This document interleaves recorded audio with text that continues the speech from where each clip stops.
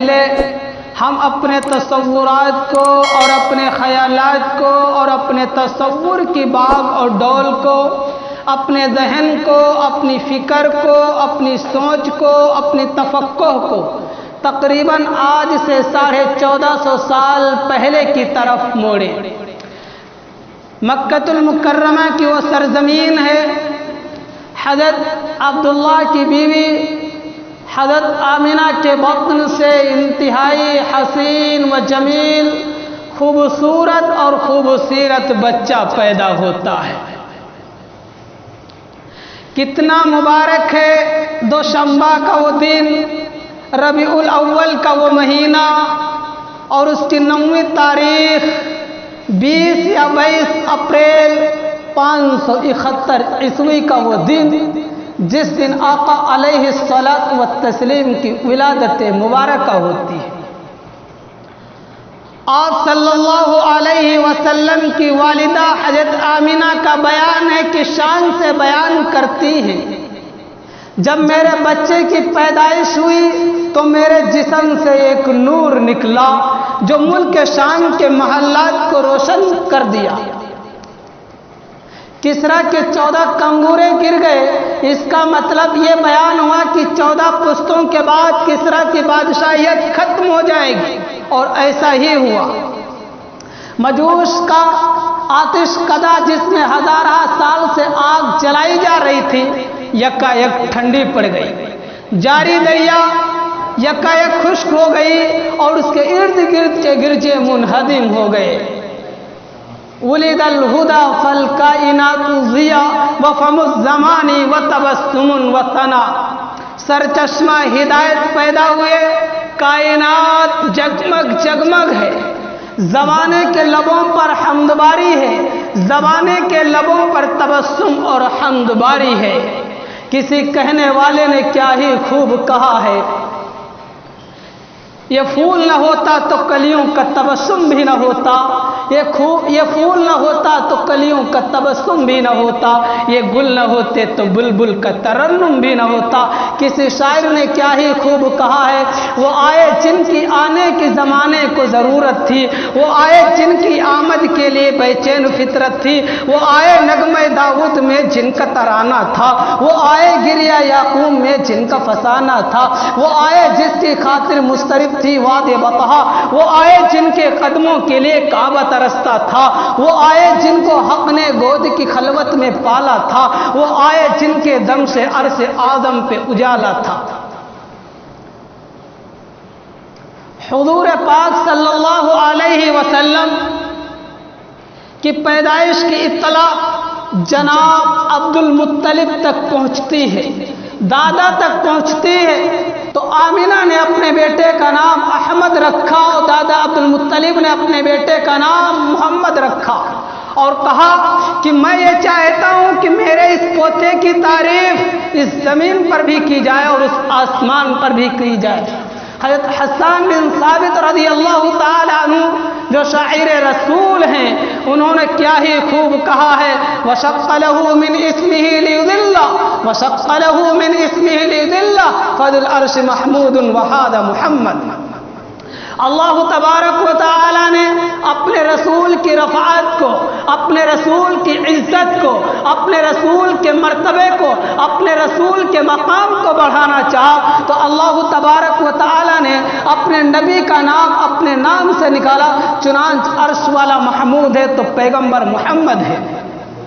اور واقعی اس نام کی برکت اس طرح ظاہر ہوتی ہے کہ اس پوری کائنات میں جتنی آپ کی تعریف اور توصیف کی جا رہی ہے، جتنا تذکرہ آپ کے کمالات کا، آپ کے اخلاق اور کردار کا، آپ کے حسن و جمال کا، آپ کی صورت و سیرت کا ہوا ہے، ہو رہا ہے، ہوتا رہے گا، وہ کسی اور کا نہیں ہو سکتا ہے۔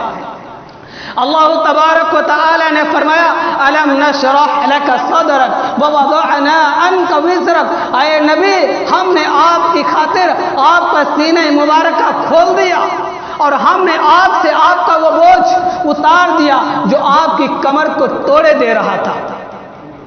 مراد اس سے نبوت کی وہ ذمہ داریاں اللہ کے رسول صلی اللہ علیہ وسلم کے مقام اور مرتبے کو اللہ تبارک و تعالیٰ نے خوب بڑھایا، خوب اونچا کیا، اور اب کسی نمازی کی نماز اس وقت تک مکمل نہیں ہو سکتی جب تک وہ السلام علیک ایھا النبی ورحمۃ اللہ وبرکاتہ نہ پڑھ لے۔ التحیات للہ الصلوات والطیبات، السلام علیک ایھا النبی ورحمۃ اللہ وبرکاتہ، السلام علینا وعلی عباد اللہ الصالحین، اشہد ان لا الہ الا اللہ واشہد ان محمدا عبدہ ورسولہ۔ تمام قولی و فعلی و بدنی عبادتیں اللہ کے لیے۔ اے نبی، آپ پر اللہ کی رحمتیں، برکتیں، سلامتی نازل ہو، اور ہم پر اور اللہ کے تمام نیک بندوں پر۔ میں گواہی دیتا ہوں نہیں کوئی معبود سوائے اللہ کے، اور میں گواہی دیتا ہوں کہ حضرت محمد صلی اللہ علیہ وسلم اللہ کے بندے اور اس کے رسول ہیں۔ ہر مسجد میں، ہر گھر میں، سفر میں، حضر میں، سواریوں پر، جہازوں میں، جنگلات میں، میدان میں، پہاڑی میں، جھرنا میں، گھروں میں، دیہاتوں میں، شہر میں، جہاں کوئی بھی بندہ اللہ کا بندہ تکبیر تحریمہ کے لیے ہاتھ اٹھا کر کے اللہ اکبر کہتا ہے، تو آپ کسی نمازی کی نماز اس وقت تک مکمل نہیں ہو سکتی جب تک آقا علیہ الصلاۃ والتسلیم کی خدمت میں درود و سلام کا نذرانہ نہ پیش کر دیں۔ آگے بڑھیے، حضور پاک صلی اللہ علیہ وسلم کی والدہ حضرت آمینہ اپنے چگرے گوشے کو دودھ پلاتی ہیں، ابو لہب کی باندھی صوبیہ آقا کو دودھ پلاتی ہیں۔ عرب کا یہ دستور ہے کہ شہری بیماریوں سے، کثافتوں سے دور رکھنے کے لیے اپنے بچوں کو دیہات میں دودھ پلانے والی عورتوں کے حوالے کر دیتے تھے، تاکہ بچے عربی زبان خوب سیکھ لیں اور ان کے جسم اور اعضاء مضبوط ہو جائیں، اور دیہات کی پاک اور صاف آب ہوا میں ان کی صحت بہتر ہو جائے۔ قبیلہ بنو سعد کی عورتیں بچوں کی تربیت کے حوالے سے، بچوں کی پرورش کے حوالے سے معروف اور مشہور تھی۔ حضور پاک صلی اللہ علیہ وسلم کی رضائی ماں حضرت حلیمہ سعدیہ اپنی داستان بڑے مزے لے کر کے سناتی ہیں، بڑی داستان بڑے مزے لے کر کے سناتی ہیں۔ قبیلہ بنو سعد کی عورتوں کے ساتھ شیر خوار بچوں کی تلاش میں مکہ المکرمہ آئی ہوئی۔ تنگ دستی کا یہ عالم ہے کہ چھاتیاں خشک ہے، سواری اتنی کمزور ہے کہ اس کے لیے چلنا دشوار ہے، اور ان کا اپنا شیر خوار بچہ غذا نہ مل پانے کی وجہ سے مسلسل رو رہا ہے۔ گھر کی اونٹنی کا یہ عالم ہے کہ اس کے تھن سے برائے نام ہی دودھ نکلتا ہے، بس آس ہے، امید ہے، خوشحالی کی امید ہے، بارش کا انتظار ہے۔ اپنے شوہر سے مشورہ کرتی ہیں، خالی ہاتھ واپس آنا گوارا نہیں، اپنے شوہر سے مشورہ کرتی ہیں، مشورہ کرنے کے بعد آقا علیہ الصلاۃ والتسلیم کے گھر جاتی ہیں، آقا علیہ الصلاۃ والتسلیم کو گود میں لیتی ہیں۔ یکایک ان کے پستانوں میں اتنا دودھ آ جاتا ہے کہ ان کا اپنا شیر خوار بچہ سیراب ہو جاتا ہے۔ حضور پاک صلی اللہ علیہ وسلم سیراب ہو جاتے ہیں۔ گھر کی اونٹنی کا یہ عالم تھا کہ اس کے تھن سے برائے نام ہی دودھ نکلتا تھا، آج اس کی اونٹنیوں میں اتنا دودھ آ رہا ہے، اتنا دودھ دے رہے کہ پورا گھرانہ سیراب ہے۔ اس پر ان کے حلیمہ کے شوہر نے کیا کہا؟ تعلمی واللہ یا حلیمۃ لقد اخذتی نسمۃ مبارکۃ، اے حلیمہ قسم بخدا تم نے یقیناً ایک بابرکت ہستی کو پایا ہے۔ قافلہ مکہ المکرمہ سے روانہ ہوتا ہے، حلیمہ سعدیہ کی وہ مریل گدھی جو اپنی کمزوری لاغری سست رفتار سے پورے قافلے کو تنگ کر رکھا تھا، یکایک اتنی تیز رفتار ہوتی ہے، سب سے آگے نکل جاتی ہے۔ اس پر ان کی سہیلیوں نے کہا، یا ابنت ابی ذؤیب اربعی علینا لیست ہذہ اتانک التی کنت خرجتی علیہا، اے حلیمہ ہم پر رحم کرو، क्या ये वही गधी है जिस पर तुम सवार होकर के आई थी? हलीमा ने कहा, हाँ हाँ, ये वही गधी है जिस पर मैं सवार होकर के आई थी। उस पर उनकी सहेलियों ने कहा, वल्लाहि इन्ना लहा लशानन, इसकी शान तो अजीब व गरीब है। अगरचे उन्हें यह नहीं मालूम था कि सवारी वही है, जब सवारी पर सवार बदलता है तो सवारी का अंदाज बदल जाता है।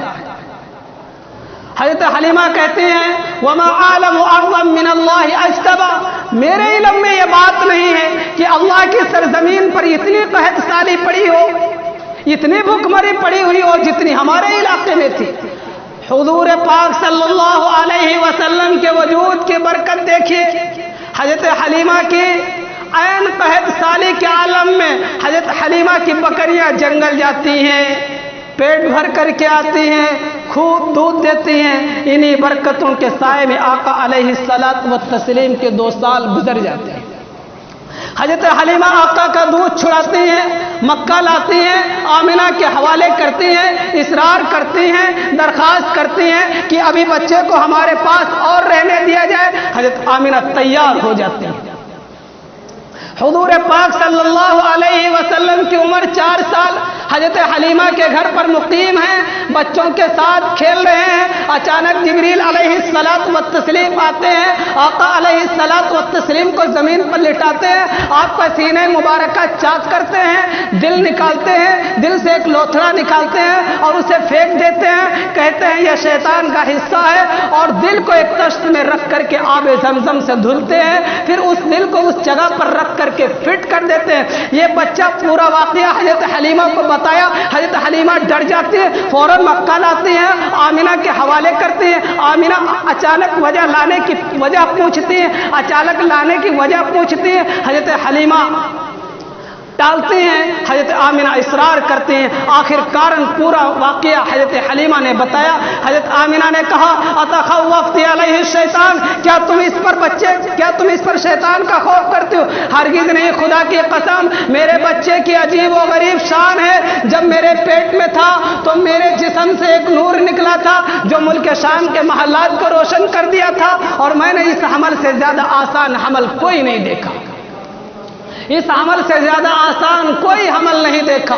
हुजूर पाक सल्लल्लाहु अलैहि वसल्लम की उम्र 6 साल अपनी वालिदा की तरबियत आगोश में रहते हैं। अल्लाह तबारक व तआला के बाद फैसले इंसानी अकल से मावरा होते हैं। हज़रत आमिना अपने शोहर की याद से बेचैन होकर के हुजूर पाक सल्लल्लाहु अलैहि वसल्लम के साथ यसरिब गई हैं। वहाँ 1 माह क़ियाम किया है। मक्का से वापस होती हैं, रास्ते में तबीयत बिगड़ जाती है। अपने दुर्रे यतीम और अपनी खादिमा उम्मे ऐमन को छोड़ करके इस दुनिया से रुखसत हो जाता।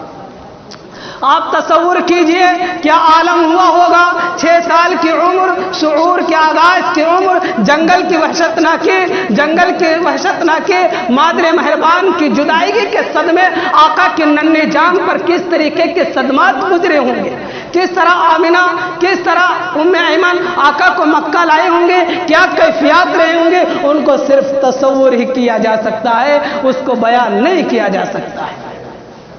हुजूर पाक सल्लल्लाहु अलैहि वसल्लम की वालिदा की वफ़ात के बाद दादा जनाब अब्दुल मुत्तलिब आका अलैहिस्सलात व तस्लीम को अपनी आगोश मोहब्बत में ले लेते हैं।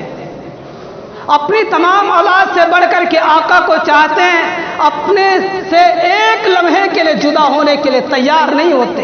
अपने पास बिठाते हैं, अपनी कालीन पर बिठाते हैं, अपने बगल में बिठाते हैं। किसी को किसी भी तरीके का इश्काल होता है उसे डांट देते और कहते हैं मेरे बच्चे को छोड़ो, मेरे बच्चे की अजीब व गरीब शान है। एक रिवायात में आता है, बाद रिवायात में आता है, कयाफा में मारूफ ये कबीला था बनु मुतलज के। कुछ लोगों ने अब्दुल मुत्तलिब से कहा था कि इस बच्चे की खास हिफाजत रखना। मैंने इसका कोई नक्श कदम ऐसा नहीं देखा जो इब्राहिम अलैहिस्सलातु व तस्लीम के नक्श कदम पर इस कदर मुशाबहत रखता है जिस तरीके से इसकी उम्र बढ़ती जा रही है। लेकिन दादा की यह मोहब्बत, दादा की यह शफकत ज्यादा दिन न रह सकी। आका अलैहिस्सलातु व तस्लीम की उम्र 8 साल हुई कि आपके दादा भी दुनिया से रुखसत हो गए। ابھی آقا علیہ الصلوۃ والتسلیم اپنی ماں کے پیٹ میں تھے، مادر شکر میں تھے کہ آپ کے والد دنیا سے رخصت ہو گئے۔ 6 سال کی عمر ہوئی کہ آپ کی والدہ دنیا سے رخصت ہو گئی۔ 8 سال کی عمر ہوئی کہ آپ کے دادا جناب عبد المطلب بھی دنیا سے رخصت ہو گئے۔ اللہ تبارک و تعالی نے آپ صلی اللہ علیہ وسلم کے تمام ظاہری سہاروں کو محروم کر کے براہ راست اپنا سہارا عطا کر دیا تھا، تاکہ کوئی یہ نہ کہہ سکے کہ یہ والدین کی تربیت کا نتیجہ ہے، تاکہ کوئی یہ نہ کہہ سکے یہ دادا کی تربیت کا فیض ہے، کوئی یہ نہ کہہ سکے یہ استاد کی تربیت کا نتیجہ ہے، یہ ثمرہ ہے۔ اس لیے انبیاء میں اور ہم میں فرق یہی ہے، انبیاء کا دنیا میں نہ کوئی معلم ہے، نہ مربی ہے، نہ استاد ہے، نہ رہنما ہے۔ ان کا معلم، مربی، استاد، رہنما براہ راست اللہ ہوتا ہے۔ اس لیے آقا علیہ السلام نے کہا تعلمی ادبنی ربی فاحسن تعلیمی، علمنی ربی فاحسن تعلیمی، میرے رب نے مجھے ادب سکھلایا، خوب ادب سکھلایا، میرے رب نے مجھے علم سکھلایا، خوب علم سکھلایا۔ آقا علیہ